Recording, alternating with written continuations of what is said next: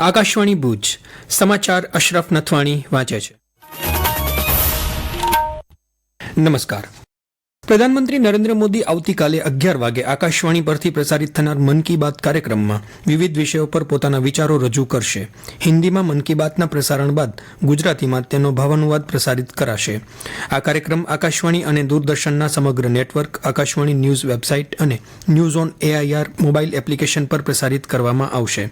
આકાશવાણી સમાચાર, દૂરદર્શન સમાચાર, PMO અને માહિતી અને પ્રસારણ મંત્રાલયની YouTube ચેનલો પર પણ તેનું જીવંત પ્રસારણ કરવામાં આવશે. આ ઉપરાંત આવતીકાલે રાત્રે 8 વાગે રાજ્યના તમામ આકાશવાણી કેન્દ્રો પરથી મન કી બાત કાર્યક્રમના ગુજરાતી ભાવાનુવાદનું પુનઃ પ્રસારણ કરાશે. પ્રધાનમંત્રીની મન કી બાતને આવરી લેતું કચ્છી બુલેટિન આવતીકાલે સાંજે 7:05 પ્રસારિત કરાશે.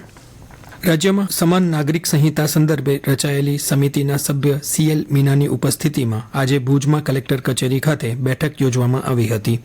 આ બેઠકમાં સમિતિ દ્વારા સમાજના વિવિધ સમુદાય, વર્ગો, સામાજિક, ધાર્મિક સંસ્થાના પ્રતિનિધિઓ, પ્રબુદ્ધ નાગરિકો પાસેથી સમાન નાગરિક સંહિતાના અમલીકરણમાં કયા મુદ્દાઓને સામેલ કરવા જોઈએ એ સંદર્ભમાં મૌખિક તથા લેખિત પ્રતિભાવો, સૂચનો મેળવવામાં આવ્યા હતા.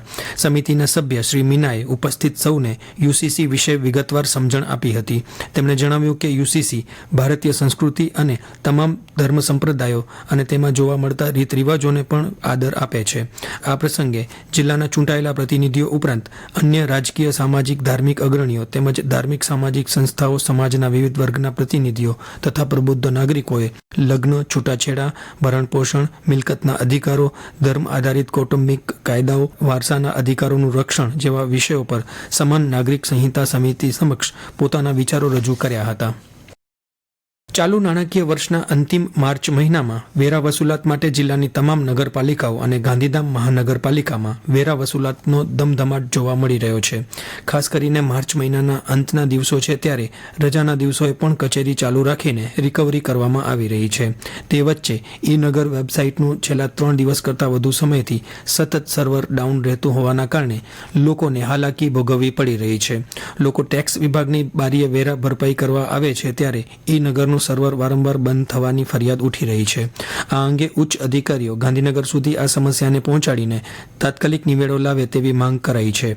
દરમિયાન કેટલીક જગ્યાએ નગરપાલિકાના કર્મચારીઓ લોકોની સગવડતા માટે મેન્યુઅલી વેરા વસૂલાતના ભાગરૂપે રૂપિયા અને સરનામું સહિતની માહિતી કરદાતા પાસેથી લઈ લે છે. ત્યાર પછી વેબસાઇટ શરૂ થાય એટલે તે ટેક્સ ઓનલાઈન ભરપાઈ કરે છે તેમ પણ જોવા મળી રહ્યું છે. નખત્રાણા તાલુકાના આંગિયાના 66 kV સબ સ્ટેશન પાસે ભીષણ આગ લાગતા આંગિયા નખત્રાણા હાઈવે બંધ થવાથી ટ્રાફિક જામ થયો હતો. આગ લાગ્યાની ઘટનાની જાણ થતાં નખત્રાણા નાયબ કલેક્ટર સૂરજકુમાર સુથાર સહિતના અધિકારીઓએ સ્થાનિકે દોડી જઈ પરિસ્થિતિનો તાગ મેળવી પાણીના ટેન્કરો બોલાવી આગ પર કાબૂ લેવાનો પ્રયાસ કર્યો હતો. સૂકી ઝાડીના કારણે તણખલું પડતા આગ લાગી હોવાનું જાણવા મળ્યું હતું. આગના કારણે સૂકી સાથે લીલી ઝાડીને પણ નુકસાન થયું હતું. ચૈત્રી નવરાત્રી પૂર્વે આજે રાત્રે પ્રખ્યાત યાત્રાધામ માતાના મઢ ખાતે ઘટ સ્થાપન વિધિ સાથે નવરાત્રી પર્વનો પ્રારંભ થશે. ભુજના આશાપુરા માતાજીના મંદિર ખાતે પણ રાત્રે ઘટ સ્થાપન થશે. નવરાત્રી હવન વિધિ 7મ 4 એપ્રિલે રાત્રે થશે. જિલ્લામાં દિવસભર પવન ફૂંકાવાની સાથે મહત્તમ તાપમાનમાં ઘટાડો થતાં ગરમીમાં રાહત રહી હતી તો રાત્રિનું ઉષ્ણતામાન પણ ઘટવાની સાથે ઠંડક પ્રસરી હતી.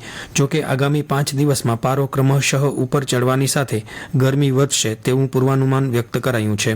ભુજમાં મહત્તમ ઉષ્ણતામાન સામાન્ય કરતાં 2 ડિગ્રી નીચું રહીને 35.6 ડિગ્રી નોંધાયું હતું. દિવસ દરમિયાન ઉત્તર પૂર્વ દિશાએ સરેરાશ 10 કિલોમીટરની ગતિએ પવન ફૂંકાતા ગરમીનું પ્રમાણ ઘટ્યું હતું.